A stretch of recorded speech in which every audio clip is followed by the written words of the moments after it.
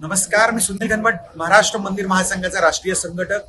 पंढरपूर देवस्थानामध्ये विठुरायाच्या मूर्तीचं लेपन रासायनिक पद्धतीने होणारं ही बातमी सर्वत्र आलेली आहे.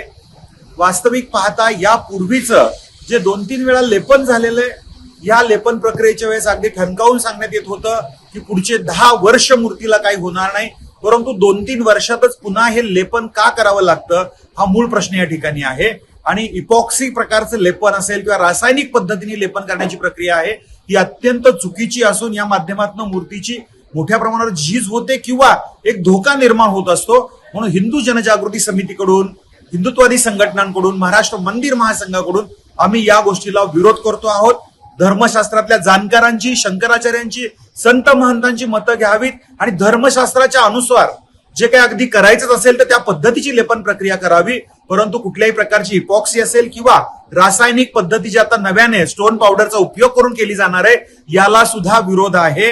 धर्मशास्त्रानुसारच ही करण्यात यावी आणि लाखो वैष्णवजनांच्या, वारकऱ्यांच्या, हिंदू बांधवांच्या भावना जपाव्यात.